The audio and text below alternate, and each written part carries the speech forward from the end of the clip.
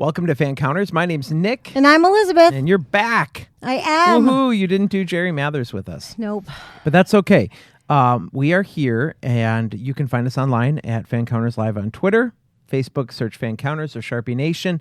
And if you want, we have a Patreon, patreon.com/Fancounters, and you can donate to us. Yeah, give us the money. That'd be great. That would be great. We'll still send you a cup if you do. Yeah, for sure. I got all these little mugs here. Yep. Okay, I have been listening to new podcasts. You don't. I don't know why you don't listen to podcasts. I don't know how you have time to do that. Well, I have a job. I work. Yeah, I'm aware.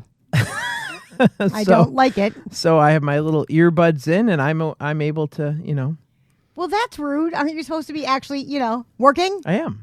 It's not hard to put in the dead people into the database. That's what I did today. I had to put people who died in as dead so we don't mail to them anymore. Well, that is rude to mail to them after they're dead. Exactly. So what I'm doing is a good thing. Yes, but then are there no other people in the office that might want to talk to you? Because that's Not really antisocial. There's only 2 other people in the office. Yeah, I just think that's rude. Okay. So I've been listening to Jim Florentine's podcast. Do you know who that is? Not at all. He did Crank Yankers back in the day. I have heard of it. I don't know anything about it. Well, Crank Yankers is coming back to Comedy Central, and he's going to be a part of that. He's a stand-up comic. He's also done discs like Revenge of the Telemarketers. Not ringing a bell? So when telemarketers call him, he's got all these situations that he comes up with on the spot to mess with them.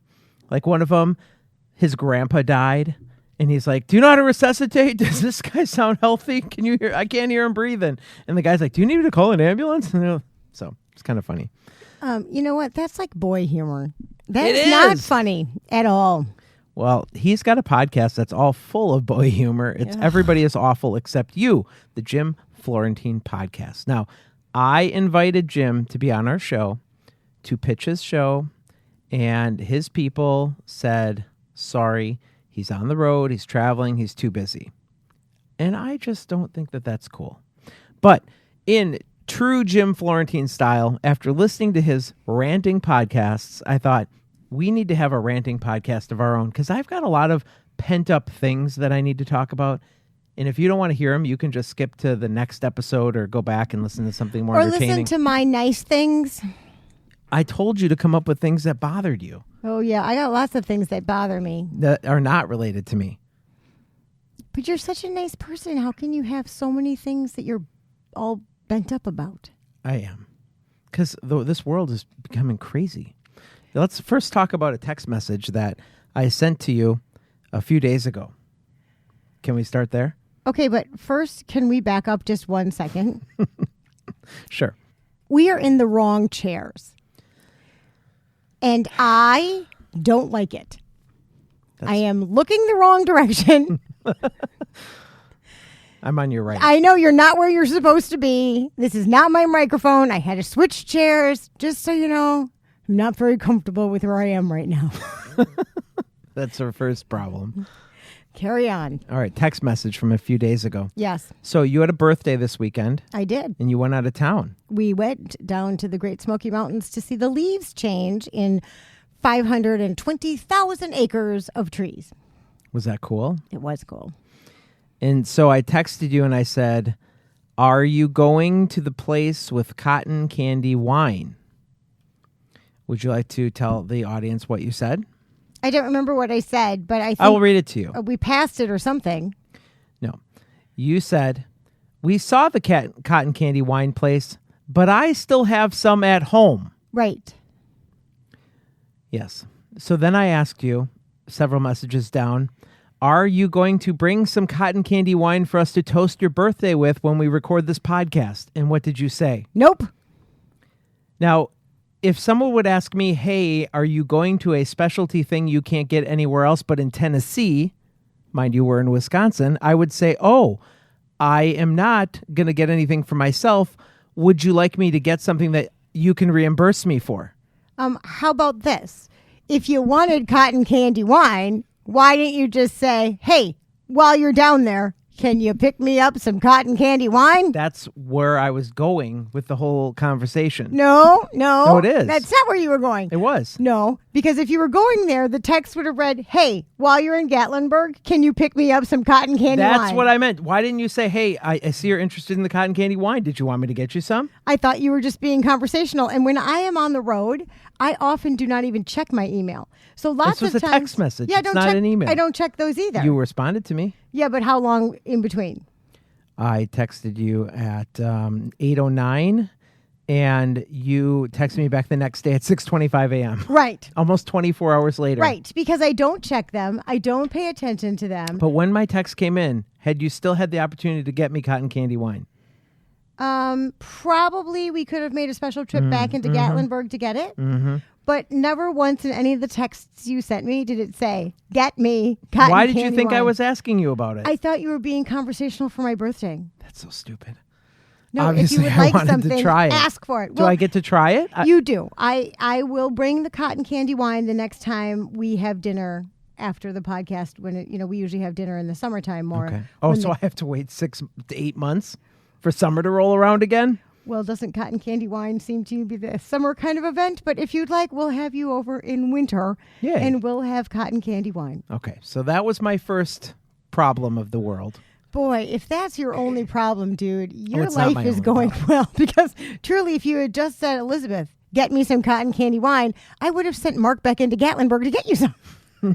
That's what I wanted, though. But you did not say that. Yeah. How long have we been friends? Yes, but you did not say that. And you see, when I am on the road, I am now shifted gears into juggling 10,000 things because I am in a very small space with my very cranky family who is not listening to... That's because they went to look at leaves. We have those here. Yeah, we don't have 520,000 acres of changing leaves. It's not my dream trip.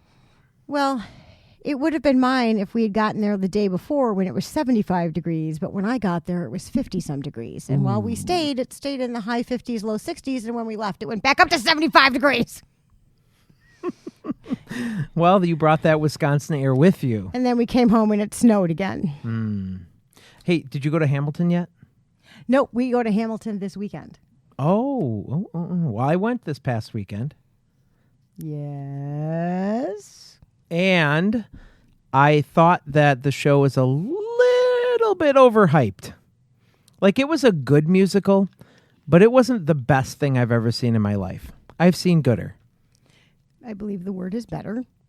True. But I've seen better. however, it was touted for its revolutionary rap style kind of new, fresh approach to a musical. Right. And at the beginning, when they first break out that fresh new approach, it's very hard to understand them because your mind is not like there. Plus, I don't know if the audio system at the Marcus Center is not amazing, Okay. but it's somewhat hard to hear and understand them at the beginning of the show. Oh, that's a bummer. It took a while to get into the rhythm of listening to them talk so fast. Okay. I mean, overall, the show is very good. Very good. Okay. That's what I give it. Okay. Now, the problem that I had with that show is, though, at the end of the show, now, there are probably 50 seats in a row. There's Okay. no break in the row, right? There isn't. It's the stupidest layout. Yeah. So at the end of the show, when everybody's trying to get out, most people think, like, let's move. Let's keep going. Nope. Not the row in front of us. I was wondering, why isn't that row moving anywhere? And I get to the end of the row. There's a lady putting on her jacket, talking with the people in her seats while at least 40 people are waiting to get out. Oh. I'm just like, lady, move along. Put your jacket on either right away or when you get out of the row. Right. That is rude. I mean, I couldn't believe these people were so patient with this Oh. woman who's just like yapping Was to her she friends. elderly? Older, yeah. Okay. Yep. So that was definitely one of my things. So this is kind of a rant podcast. Like we mentioned, we're going to talk about some things that bother us. I teased a couple weeks ago that I've got a podcast that really gets on my nerves. We're going to get into that in a little bit. But I did want you to be aware, if you don't want to hear us complaining for an hour, you can turn this off. Oh, why? What? That's a look of death. Did we not tell these people this was a half-hour show? It could be a half-hour show. We're already a third of the way done, so we better get Oh, moving. okay, I guess not. Sorry, folks. We're going back to an hour. All right, so my second thing I want to talk about is Hollywood award shows. I am so sick and tired of the Hollywood award shows. Do you like these things? Do you sit and watch them? The Oscars and the Academy Awards and the Tonys and all this other garbage? I watch some. I say garbage lightly because I know it means something to somebody, but that's the thing. We are watching a private industry's a way of congratulating themselves for having millions and millions of dollars to put on these awesome performances. Yet the people who make brilliant things with very little money or the ability to have this big budget, they get recognized in front of a huge audience, worldwide audience for nobody. And it's just the self-congratulations that they're giving themselves. It's like ridiculous. And then taunting it as some big feat. I'm just getting overwhelmed. I see that. You don't watch them. I don't watch them. Then why does it bother you? I don't know. Let it go. Let it go. Oh, you want to go there? I do not. I'm sorry I did. We have our Frozen tickets already. Frozen what? Frozen 2. Oh, it looks a little scary. Lily's a little bit afraid of it. Scary? Yeah, she makes me turn off the thing every time it comes on. I don't think it's going to live up to what the first one was with all the music. Is it out? It's out this Friday, isn't it? No. End of November. What the what? Yeah, like November 23rd or 2nd or something. There's some really good stuff coming out this week. Like what? It's a beautiful day in the neighborhood. Oh, the Mr. Rogers thing with Hanks? Mm-hmm. Yeah. Oh, I'll be first in line for that. What do you got on your list? I don't want to complain for a solid half hour without... You asked me to do this while I was on vacation. Yeah. First of all, way to ruin the vacation. That bugged me. No, I really didn't. But there is something that tops my list and is always topped my list, and it's glaring when you're in the RV and you see, because we're above people in our RV, and so I can see into like every car that comes by, and we're like eye to eye with the semi drivers, right? So. We were sitting at the table last night eating McDonald's on our way home, and a semi-driver was like literally staring at us as the three of us sat at the dining room table, and Mark, of course, is munching while he eats, and the guy was just shaking his head at us. I was like, what? Just having dinner with my kids. Right. But what really bothers me are people who do not put their children in car seats. Well, you can't do that in an RV. Actually, you can. Oh. My RV has seatbelts on both the dining room table and the couch. Do your kids wear? My kids do wear them when they are sitting at those places. They do not have a seatbelt on if they are lying on the back bed, but only Oliver is allowed in the front seat because that's another pet peeve of mine. Sure. I believe, unless I was mistaken, I believe we have passed a law in Wisconsin that comes up in 2020 that you must be 13 years or older to sit in the front seat. And I think that's fantastic because people, do you not realize that airbag comes out at 200 miles an hour? Why would you put your small child in that front seat? And of course, I've got a daughter who wants to be everybody else. How come so-and-so gets to sit in the front seat? How come so-and-so gets to sit in the front seat? And we still make Lillian, who is over 100 pounds, sit in a booster seat.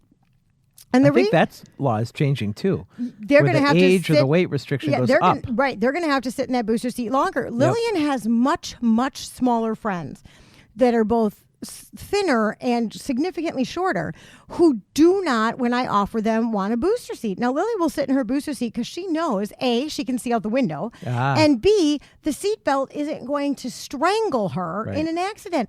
These little ones that refuse are so excited to be 8 years old or 80 pounds and get out of their car seats, and those seatbelts do not hit them in the right spot. Do those parents not think that that's not going to decapitate your child at 80 miles an hour? Right. I mean, for the love of God, people. And that is one of the things that just drives me crazy because, like I said, in the RV, I can see all these kids that are running around loose in cars. And then I can see that they won't, or these little kids that are sitting in the front seat. That just drives me absolutely bonkers. So you witnessed a lot of kids not in seatbelts. Well, and I also witnessed a lot of people, like, you've seen it. You're on the road, and there's clearly signs everywhere that says we're merging into smaller lanes, right? So, like, right lane ends or something like that. And people wait to the absolute last or second. That instead of zippering in, which is the correct way, I go new car in, car behind me, new car in. It's not a tough concept, people. That, A, they won't let them in, or B, the people are thinking, well, I'm better than all of you standing in line. I'm just going to whiz past all of you and go up there and push my way in. That drives me crazy. Because I'm like, do you not see us all standing here? Like, none of us thought, hey, I'd like to get to my place faster. And I think the reverse is also true because we drove through Chicago. And obviously, we're a large vehicle. We are 32 feet long. And my husband will put on the blinker and say, we need to move over. But my husband is not an aggressive driver. So he will not like just move over. And so I'm like, people, you see the blinker is on. Why is nobody letting us in? It drives me crazy when I see it on the road, too, and somebody clearly has their blinker on. And, you know, you'll get the occasional old man or person that has the blinker on for like 20 miles. Sure. And I get that. You've offered to let them in. They're not coming. Clearly, they don't realize the blinker is on.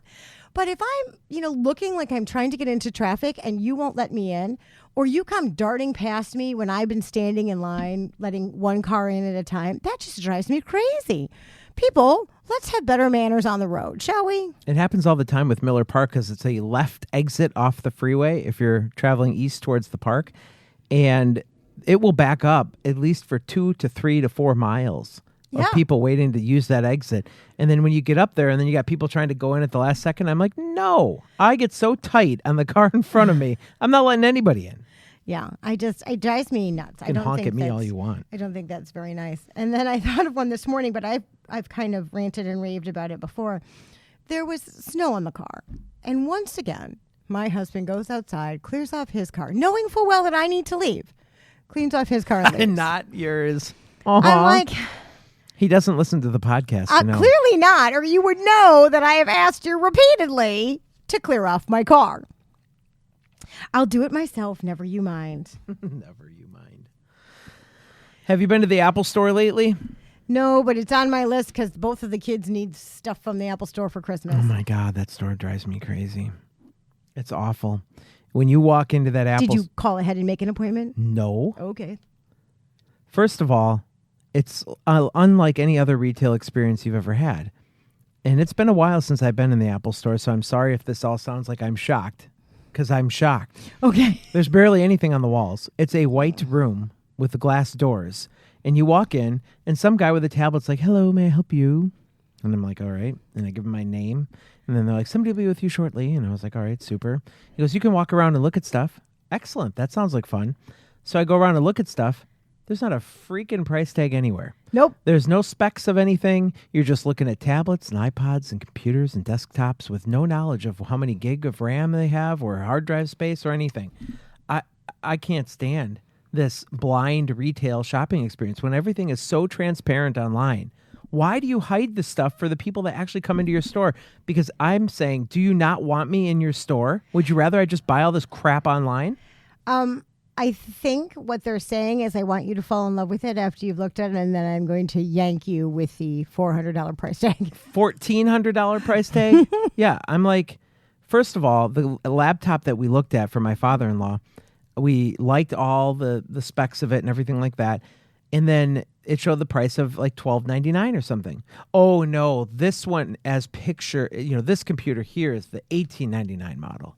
Well, it clearly said when you were playing on the computer that it was $14.99 or whatever it was, $13.99. But it wasn't, so it was just a completely frustrating experience. I'm sorry. They also have, if you want to go in and grab a cable or something, you still have to wait the 20 minutes for somebody to assist you. Yes. Because there's no cash register. You can't just check out. Right. You've got to sit and wait for somebody to come by and check you out with a little mobile device, which drives me crazy. Because everybody's in a hurry these days. I want to get in and get out. They're not about that at all. And I get what you say about they want you to linger and fall in love with stuff and discover new things and all that. But there's a point where I'm just going to buy it on Amazon and have it delivered tomorrow. Thank you. Yeah. And then let's talk about the new laptops. And my wife did point out to me that this is PC as well. But could we get rid of any more functional needs that people have on these laptops that you're charging $2,000 for? Yeah, there's a ton of stuff that's no longer needed. Right. First, they took away our disk drive. Yeah, that's a big thing for me. Now they took away USB drives. Who does not use a USB? What the what? Yes. They have these new ports on these computers called USB-C drives or ports. And you need to go on Amazon or buy their super expensive one that plugs into this USB-C, and then it creates USB drive, ports. How stupid is that? Because now I can't just quickly transfer a file. I have to have a gadget that plugs into the computer to plug my flash drive into to transfer one file to another computer. Yeah, that is kind of annoying because we've been having discussions at our house about the Chromebook because my husband thinks he wants to have a Chromebook because he somehow gets a lot of viruses. What sites is he going to? I don't get any viruses. I think they're coming from work. But anyway, the kids each have a Chromebook from school, and we don't ever really have a problem with it. But my problem with it is there's no CD drive. There's there's nothing on them. They're very kind of... Is there even a USB port like I'm so mad about right now? I feel like there's one. I would take one. Yeah, I feel like there's one. Because I know that they don't have universal, at least the two that the children have are not universal plugins. Like Lily has a very small plug-in and Oliver has like a round plug-in when I plug each of them in at night. But I don't know. Oliver desperately wants a computer for Christmas because he's convinced he should be playing computer games. I don't know when you would ever find time with that when you spend 95% of your day playing on your iPad and iPod. I don't know why you have to play on a computer, but don't think it's going to happen. I don't know. So the new laptops are driving me nuts. I just think, and then Apple stopped supporting software after a while. I get that we've moved on to Final Cut 10. Some of us haven't because Final Cut 10 is like a glorified iMovie, which sucks. And I don't even know what language you're talking. That's okay. Okay. No, probably nobody else does either. So, moving on.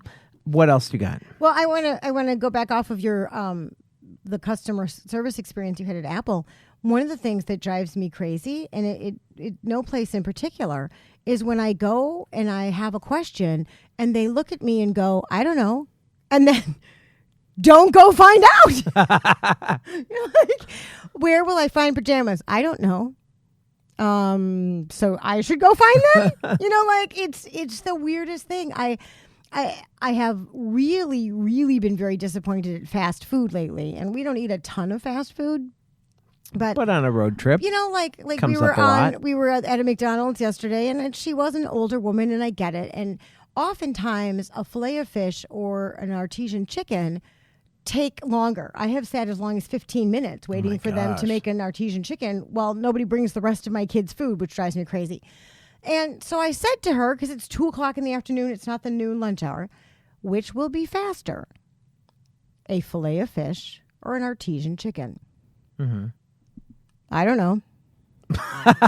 Well, do you have one ready or not? Could you go find out?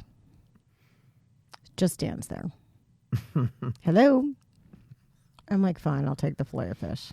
Well, she's not making $15 an hour. So. Well, and it's not just at McDonald's. It's at stores I walk into, like the Dollar Tree. Do you have any of this? You normally carry this. I don't know. If it's not in the shelf, we don't have it. Could you go see if you have any in the back? No. If it's not on the shelf, we don't have it. Really, I'm guessing you had a truckload of it in the There's back. no back stock anywhere in the store? Right. Like you are so busy chewing your gum and twirling your hair that you can't go find out. That drives me crazy. Customer service when I grew up was like, what can I do to help you? How can I hustle my butt I want to retain you as a customer. Right. I mean, it just absolutely positively drives me crazy. Chipotle's done the same thing. I have started to look at, well, first of all, on this Jim Florentine podcast that we're kind of riffing right now, he talks a lot about Yelp reviews. And so I went on Yelp for Chipotle, and I found that there's a lot of people that are not happy with the way that Chipotles are run or the way that their burritos are made. There's lots of problems. So I don't know anything about this. Don't you just walk in and say it like that, and they put it together? Yeah, but here's the deal. So I don't get beans because I personally don't like beans. Okay. But I want a little extra rice. So if I'm like, I want a burrito bowl with rice, can I have some extra rice because I'm not having beans? They'll put on like this micro spoonful of extra rice. And Okay. then, are you charged for that extra rice? No. Okay. So then you go down the line and they put in the meat, and the meat is what it is, because if you ask for more, they're going to charge you more. That's the only thing. But the salsas. So I'm like, all right, I want 2 scoops of green salsa, 2 scoops of corn, and sour cream, and that's it. So I'm not asking for the mild. I'm not asking for the hot. I'm not putting guacamole or cheese on it or lettuce. They don't need to leave room for all this junk. So when I want extra, she gives me 2 half spoonfuls. So I don't let them get away with this anymore. I'm just like, another one, please. Could I have another one of that too, please? I'm very nice about it. But it's like, I told you what I wanted the first time, and I get that you think you're giving me extra because you're giving me 2 half scoops instead of 1 full scoop. But guess what? That's still 1 full scoop. Right. I mean, we're talking about tomatoes here. I know. And salsas they make by the 5-gallon bucket full. Yeah. Another ladle is not going to kill you. Right. But it really does make the meal better, because then at the end, because I have extra rice, right? That's my fault. That it's going to be just dry rice at the bottom because the salsa is going to all be eaten up at the top. Yeah. You can't win with these people. But I don't let them get it away with that anymore. Well, I don't see that they're being chintzy on the stuff, but I do think that some of the portion sizes that we have these days get a little bit outrageous. Oh, sure. But with Chipotle, I'll usually eat half. And then I have another meal for later. But then I don't have the salsa for later because I ate the Right. salsa with the first half. Yeah, I agree. We have that problem at our house. My darling husband has 0 portion control. Oh, I know. Yeah. As a matter of fact, we stopped at a friend's house in Kentucky on our way down to Tennessee this last week. And all I kept hearing was the same story over and over again. I believe, and I didn't really want to ask a lot of questions because it seemed a very sensitive subject. I believe they made one of the big, giant, family-sized Swanson macaroni and cheese that you put in the oven. And they must have had it for dinner. And I don't know how many people there were, but I'm guessing there were about 4 people. Mm-hmm. Generally, these are 8, 10, 12 people's servings. And so everybody ate. And the best I can figure out is then they were getting ready for bed. And Mark said something like, "Oh, I'm really hungry." And they said, "Well, you can go have some macaroni and cheese," thinking that he would have, like a cup and a half of macaroni and cheese. No, because it's my husband. He ate the entire rest of the container. Now, I have had more than one conversation with him about the fact that he will do that with a lasagna. And I'll say, that was like 8 people's food. Okay. Like, I don't understand why you don't think that there's a problem with the fact that you just ate 8 people's food. But anyway, apparently they were planning on having this macaroni and cheese the next day for lunch before they were getting on the road for this trip. And they went in the refrigerator and were like, "Where's the macaroni and cheese? We didn't make any lunch because we were having macaroni and cheese." And Mark's like, "You said I could have macaroni and cheese." I ate it. And they're like, "Oh my God, who eats that much?" And I mean, like I said, if this was the first time, I would not have been surprised. Was he embarrassed? Not at all. He just looks at me like, "What?" Oh my gosh, I'd be mortified. And like I'd be I like, said, "Sorry, I couldn't stop. It was so good," or make some excuse. It happens all the time. Like the other day, we were kind of in a hurry, and lasagna really is his favorite. And we do have a giant lasagna in the refrigerator, or the freezer rather, that would have taken over like 2 hours to cook. And it probably would have been 8 or 10 people's food. But right. I didn't want it in the refrigerator while we were gone. So this is like Thursday night, like Halloween. And so I actually had a 4-person one. And I was like, fantastic. 4 of us. I'm going to throw this in. Takes 40 minutes, right? Mm-hmm. Is this a Stouffer one? No, it's an Aldi's brand, but same concept. Got it. And so it's done in 40 minutes. I take 1/4 of it. I offer 1/4 to Lily, who says I would really like 1/8 of it. So I cut that in half for her. Oliver does not care for lasagna, so he doesn't have any. Oh my gosh, what's wrong with him? And before I can even turn around, the half of the lasagna is gone, and so is her 1/8. Then he looks at me and goes, "Oh, you didn't want any more, did you?" I was like, "What were you going to do if I said yes?" But no, I don't want any more. I don't eat that much food. I can't barely eat this piece. But yeah, no, it's, and like when we go out, he is that person that gets the 2 cheeseburger meal, because instead of getting a burger that has 2 patties on it, which I'd rather have only because I don't like all that bread. well, he likes it because the bread fills him up. So he wants the 2 cheeseburgers and the large fry instead of just a normal size fry, and the large drink instead of just a normal size drink.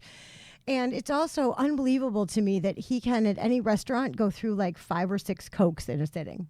Like while we're having dinner, he goes through at least a minimum of 3 or 4 Cokes. And the rest of us have not finished our first beverage. It's the strangest thing. No portion control. No portion control.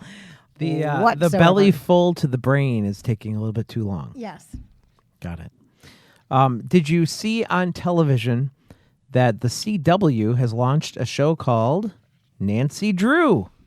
I have, and I was excited because I loved the old Nancy Drew Hardy Boy Mysteries when I was a kid.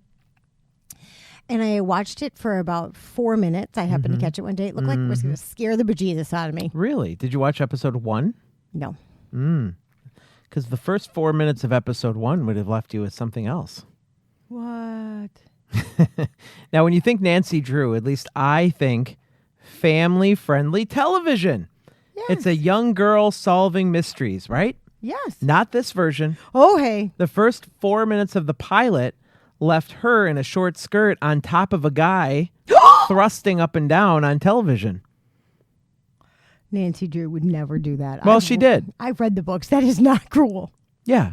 I think it's not cool for the CW to have that kind of stuff on a show called Nancy Drew with a children's book series attached and not warn anybody. Right. Maybe it did say mature content and all this other stuff, but give me a break.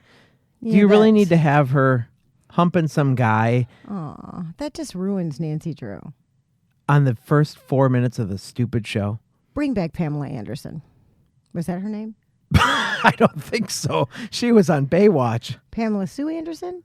I have no. I think it was Pamela For who? Sue. For what? Who was the original Nancy Drew? Oh, I probably wasn't alive. I believe it. Hey, now. You be very careful where you're going with that sentence. I'm just telling you. I feel like her name was Melissa Sue Anderson, but is Yeah, she the Melissa one? Sue, because she was from Is Little it- House on the Prairie. Yeah, that's not the right one. Oh, okay, then never mind. Yeah, no. My problem with this is that you're taking something that's supposed to be innocent and you're just going to sexualize it and assume that people either didn't catch the warning or whatever, but I think it's highly inappropriate. Shame on the CW for doing that to a Nancy Drew series. And I don't know who owns the rights to Nancy Drew, but for them to have sold the rights, for them to do that to that character and make it that kind of show. And again, I haven't watched past that scene, so I don't know if the show got more decent or not, but you don't start out a show like that. And I have a huge problem with that. It looked like it was going to be scary. The other problem I have is, we're always wondering, why are kids into, violence and sex so early and all this other stuff? You want to know why? Bruno Mars can tell you why. With his stupid Locked Out of Heaven song, Yeah. where everything takes you to paradise over and over and over, playing in the morning drive while I'm taking my kids to school. I get so irritated that that's the song they choose to play in the morning just because, it was a hit song. It should never have been a hit song. Right. Shame on the music industry for putting this crap on the radio and forcing it down our throat all the time. That really drives me crazy. Pamela Sue Martin was who played the Nancy Drew with the Parker Stevens and my very, very favorite, Sean Cassidy. Oh, my. See, I as told one you of I the wasn't Hardy alive Boys. then. Oh, for them, it was 1970s. Exactly. Never you mind. So yeah, I'm having a huge problem dealing with some of that stuff. Oh, Impractical Jokers is another one. I love the show to death. You watch it? No. What do you do with all your time? I'm very busy. Obviously. I thought I was too. I don't have time to be listening No, to podcasts. here's the problem though. You don't stay up past 8 or 9 o'clock at night. No. And that's when I watch all my television, between 9 and 11 p.m. What are you still doing up at 11 p.m.? Watching shows. Don't you sleep? Yeah, from like midnight till about 6:30. Okay, no. Anyway, Impractical Jokers. Let's talk about that. We were up camping. We call it camping. We rented a log cabin. But anyway, with my nieces and nephews, and Impractical Jokers is on. Most of the time, the show's fairly clean. But many times, it turns very sexual very quickly. And that show was playing, and I was kind of appalled because some family members didn't turn off the show after it turned that direction, and I just don't understand why everything is it more has boy to. humor? It is. Yeah, that's why I don't watch it. So I don't know. Like it's fun for kids to watch, but then the episodes It's are for kids? well. I mean, the situations are pretty funny sometimes. No, I don't think so. It's probably not for kids. It's but, not from Disney. It's not for kids. Although it's not from Disney. Disney can have some scary things. There was a little bit of scariness in Maleficent too. Let me tell you, Oh, my kids saw that. they weren't scared. No. Now wait, that was a number 2. Maleficent the second, the Mistress of Evil. The one that's in theaters now. is 2. I didn't know that. See, I knew that there was one from like 5 years ago with Angelina Jolie, and it's currently on demand. And I was very confused why a brand new movie would be on demand. So I started watching it to see if it was the same, but I couldn't remember enough of the new one that I saw in the theater to know if it was the same or not. They are. This is Maleficent 2. Ah, I didn't know that. Yeah. Huh. All right. So that's my problem. It's like, just don't put stuff in front of our kids that's not supposed to be out there. Well, my brother Peter was in town a couple weeks ago from Boston, and He's our number 1 listener in Boston. he is. Thank you, sweetheart. We love Peter. I appreciate that, and thanks for having on at the hardware store. No way. He plays us at the hardware store? I think I think if there's something funny, he will play it out loud at the hardware store. Otherwise, he, like you, has an earbud in almost continuously. Okay, I was going to say, there's a sale on ladders in aisle 5. And my sister is ranting about Disney.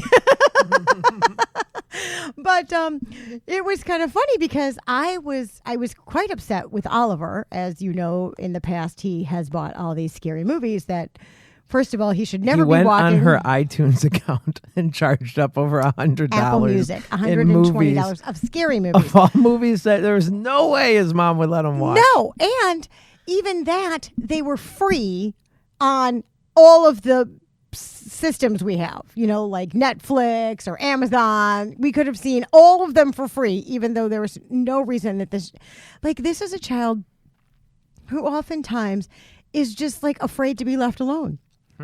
Yet will scare the bejesus out of himself.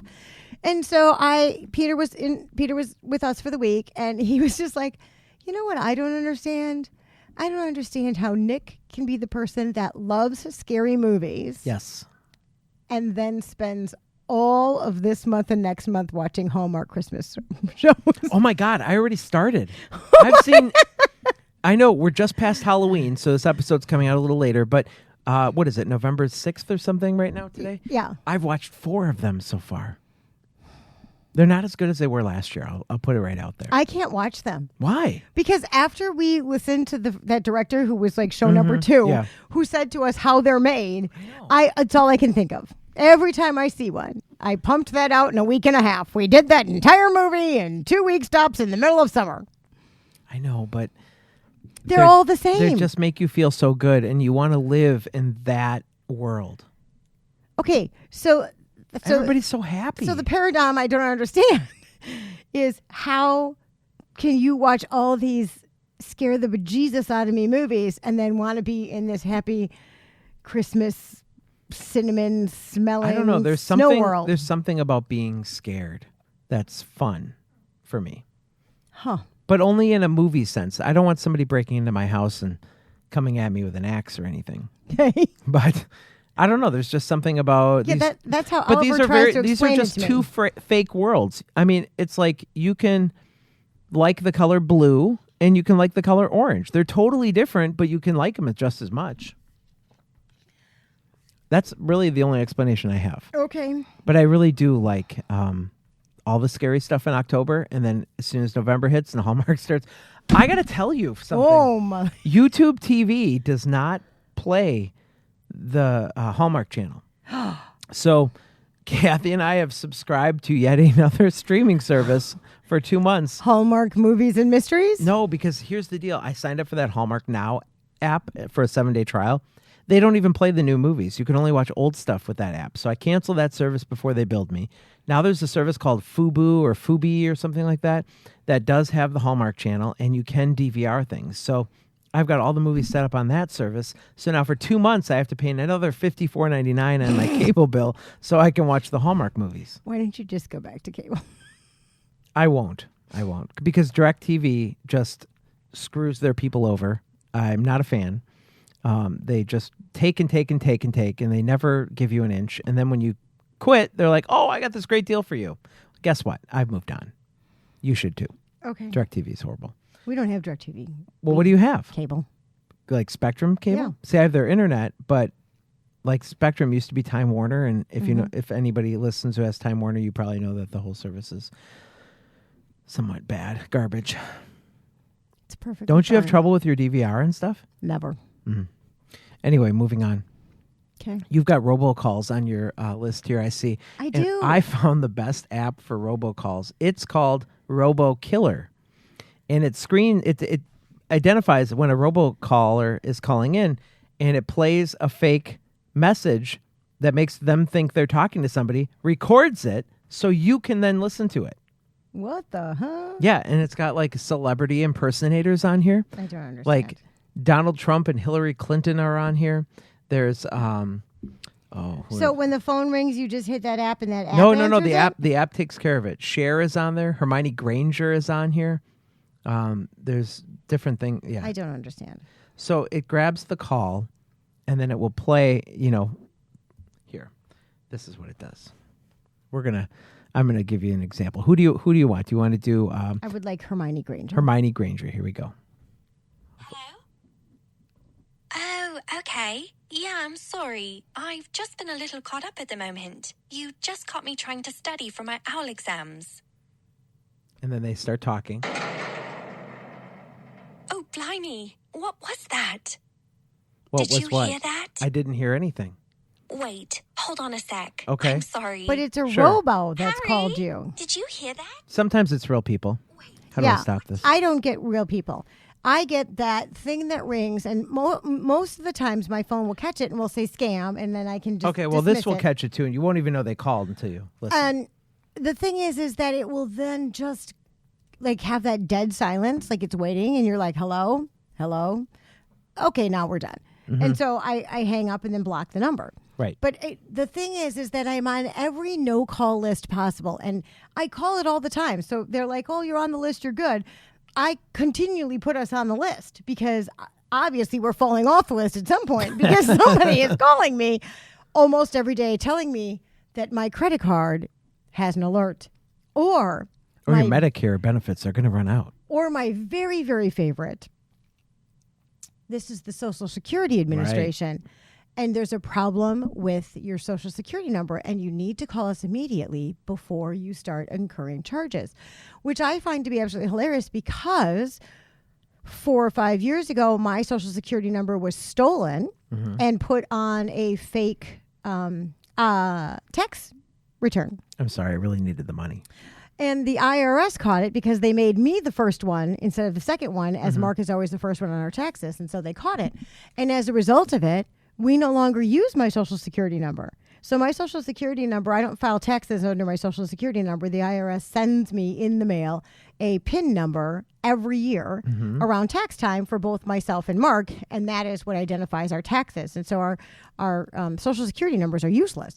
And so I find it to be hilarious that for some reason or another, these people just keep calling me, telling me that there's a problem with my Social Security number. And I'm thinking, I don't know what problem you think there is, but it's a dead Social Security number. That would be a big problem. I was going to go somewhere with that, and I forgot. Robocalls, Social Security number? Yeah, the robocall. So I have an out-of-area number because it's still my Maryland number. So I know anytime someone from Maryland calls me, it's a spam call. So, right. But it's funny. I went into my phone in the settings, and you can scroll through all your blocked numbers. I mean, there's like pages and pages and pages of numbers that I've blocked. Huh. Anyway, what else you got? Anything fun? Well, I did. You know, one of the favorite things of ours is when we're in the Smokies is there's an actual motor tour. Like you drive, and I'm going to make this up and tell you it's a 20-mile loop. It's not. I don't know how long it is. Okay. But it's clearly marked on every map and every giant sign inside the national park that says motor tour. And it also clearly says that this is 10 miles an hour, right? The whole point of this motor tour is that we drive through these beautiful one-way woods, so you can't come backwards, where there's all these beautiful falls. There's a couple of really cool like old schools and old buildings and things like that they've kind of tried to put little parking lots that you can stop and get out and take pictures at and blah, blah, blah, blah. And again, this is a one-way street. So the amount of people that just keep stopping in the middle of the road, jumping out to take pictures.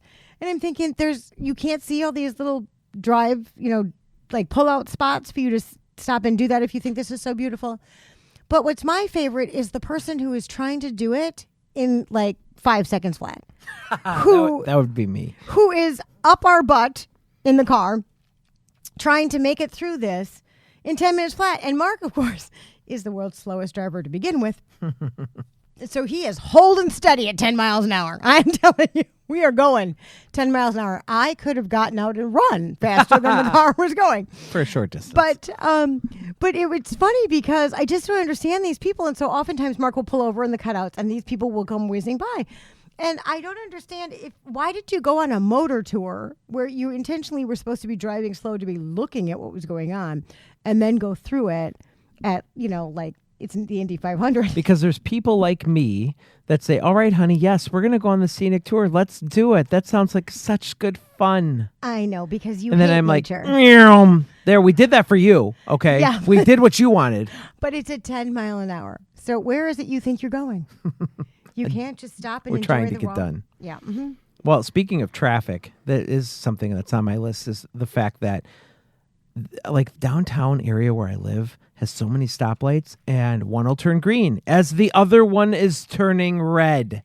As if me cruising 25 miles an hour through my route to work is going to harm anybody. I just cannot believe why do we have to intentionally time lights so that as one turns green, your next one's red? So you're constantly stopping every 100 feet. It's ridiculous. Yeah, you also have a downtown that has all one ways. There's a lot of one ways. I can see where I'd like to be from here, but you can't get there from here. Right. And if you make it into the middle, it's like Hotel California. You can get in, but that's the can't thing. get If you back out. spend a lot of time there, like I have done, now I know all the tricks, but I still can't beat those stupid lights. And then when the train comes through, forget it. Just forget it. And I get so mad when I'm trying to get to work so I can punch in at the right exact time so I don't have to stay any later. And then the train comes and I'm like, are you kidding? And then a lot of times, you know what'll happen? We're so lucky in the morning on our morning commute that the engine will pull one car as like a test and then stop. It activates the thing so it comes down and he's outside the train. He's not going anywhere, but the barricade is down. I'm like, move the train. Yeah, we do live in a very trainy area, so we get a lot of trains. Bizarre. But I want to go back to your Christmas movies because it is, the first full week of November. And I do notice, thank you, for not having your Christmas tree up yet. No, I don't do that until after Thanksgiving. Yeah, we typically put our Christmas tree up at Thanksgiving, but one of my biggest pet peeves isn't... you put your tree up at Thanksgiving yourself without your family's help. We've That been is over correct. this. I love that. Don't touch my tree. Don't put your ornaments in the wrong so spot. go ahead. Anyway, I don't begrudge anybody who's put up their trees. We have a couple of friends who already have their trees up. I have one who has 8 trees in her house. She's got 5 done. Well, you got to get started. Right. Don't care about that. Okay, that's not my problem. I and you happen to be Catholic.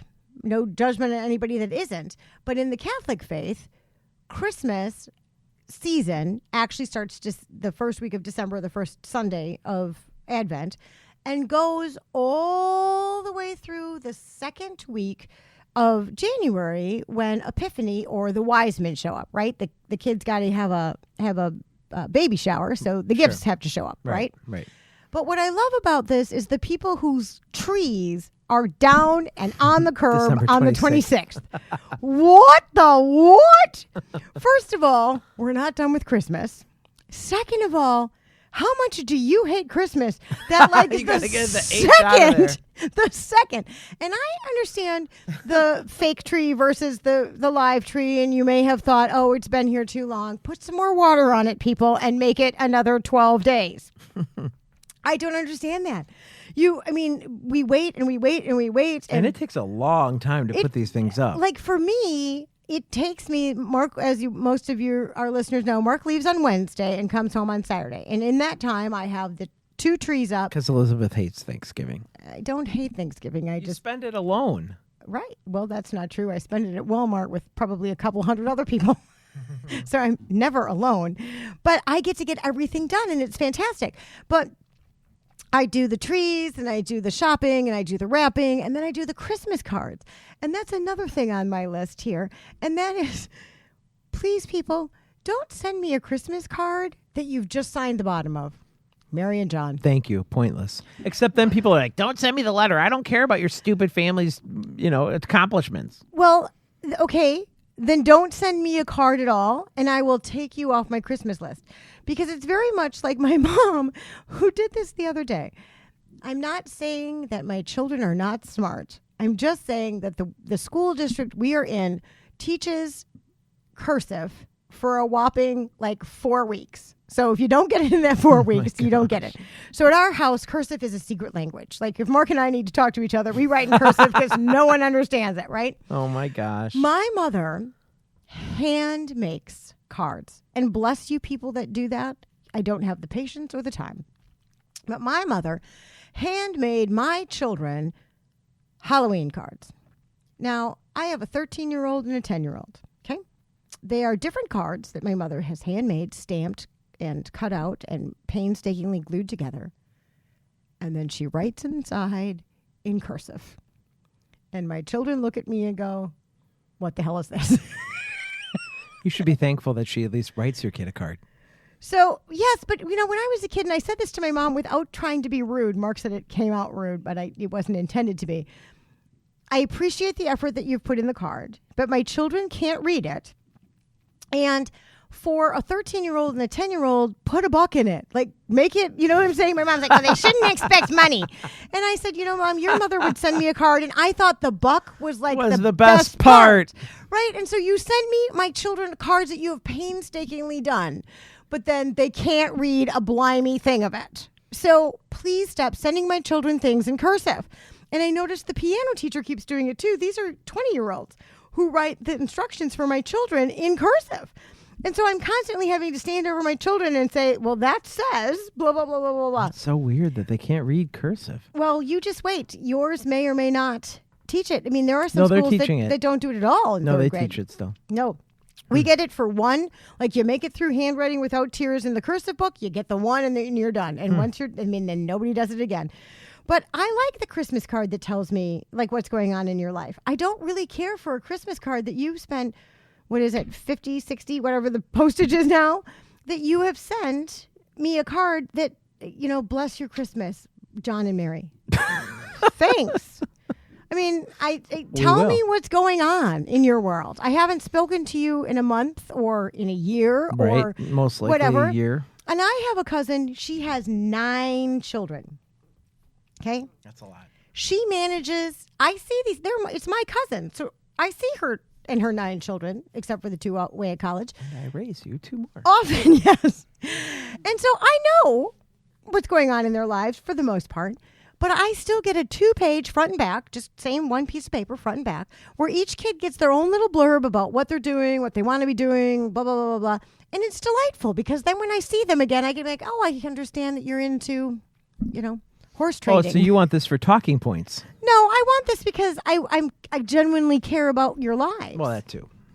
But I don't find a point in the fact that my mother will hand make all these Christmas cards. Now, there is a letter that comes with that.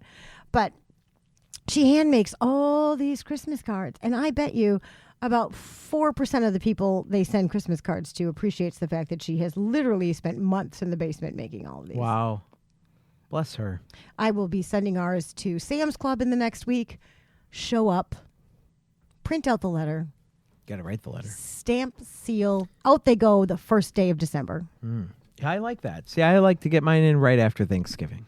Yeah, usually it's part of the weekend festivities. So I started to have conversations with what pictures do we put on the card this year. Yeah, and usually mine go out December 21st-ish. Yeah. They do. All right. Do you want to end this before an hour or what? She's looking over her list. Sure. Okay. So I've got one last thing. I put together a compilation of a podcast that annoys the heck out of me. Do you know who Dax Shepard is? Yes, he's married to Anna from Frozen. Yes, he is. So I actually started listening to Dax Shepard's podcast because let me just put this out there for the record. He has his own podcast? Yeah. Isn't he on a new show called Bless This Mess? I caught like 5 seconds of it and went, oh, nope, we're done here. I don't know. He's not. So he started his podcast February 6th, 2018. And his amazing thing is the fact that he's going to interview celebrities.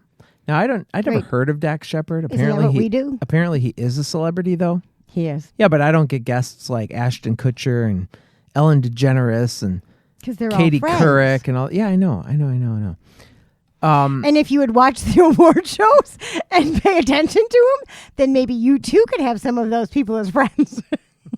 But no, you just shun the entire industry. I just think the self-congratulatory thing on a very large scale on television and everything is a little overblown.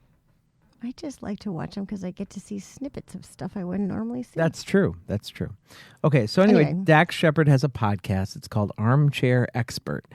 And I started listening to this show. The very first reason I started listening is I heard he had Fred Savage on, and I'm a huge Fred Savage fan. And He's so a good boy. I listened to the whole entire interview, and I don't know why people come on this show. What? I can't figure it out how he gets these people to want to be on his show. He is so condescending when he's listening to people tell their stories or answer his questions. I just don't get why you'd want him to make all these noises while you're talking. And here's an example. Welcome. Right. So, right. Yeah. Right. Which was, and I was like, yeah. Can't even, yeah. Sure. Yes. Yeah. That can't be made. Right. Yeah. Oh, yeah. Sure. Right. He goes, yeah, of course. Yeah. Yeah. Right. Yeah. Right. But you just kind of right. But yeah. Right. So yeah. About your work. Yeah. Sure. Right. Yep. Yeah. Mm-hmm. Yeah. Right. Yeah. Yes. Yeah. That's like, yeah. And I just feel like it was like right. Yeah. Right. Yeah. You know. Yes. Yeah. Mm-hmm. You know. Right. That was from like, yeah. Sure. Yeah. It wasn't just right. Yeah. Sure. So my TV thing that sure. Right. Like yeah.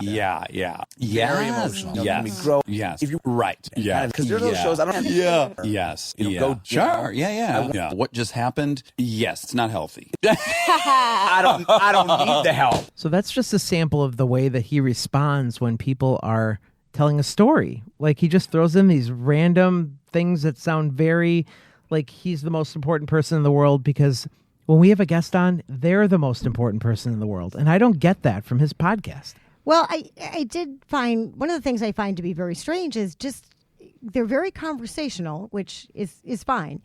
But I don't really understand like where it's going. Like one of the things that we get compliments on continually is your vetting of the guests. Like you do a lot of research when we have a guest on and you ask questions that most people wouldn't ask. And I think that our guests really appreciate that. And it's not condescending and it's not trying to belittle them. It's trying to learn really like where did you come from and how did you get there and what do you what was your journey? He really just is there. I mean, the name of the podcast is called Armchair Expert. And I think he's just, there to tell you what he thinks. Mm-hmm. I'm just not a fan. I hear that. So this has been our tribute to Jim Florentine. Jim, you are welcome on the podcast anytime. And Elizabeth would love to hear more of your rants. No, you need to be nicer. No, he doesn't. Don't like listen nice to people. her. Like us. We are Except nice today. People. Yeah, and I don't sorry. think anybody got to the end that. of it. Thank you, Peter, for still listening. Thank you, everybody, for listening to our rants. Let us know what you thought about this show. Should we do more like this where it's just the two of us? Do you want us to have a guest every time? We'll take your comments. Oh, the best place to give them to us is our email at hello@fancounters.com. Next week, we'll be joined by another celebrity guest. Be here, and we release every Friday. Follow us on social media and give us 5-star reviews. That would be very helpful. Please do. If you listen ever, just run on over there and click some stars. Well, we know people listen ever. I know. We have great numbers, but we need some stars. We do need some stars. Okay, have a great week, everybody. Talk to you later. Bye-bye. This thing is like the greatest. It's incredible.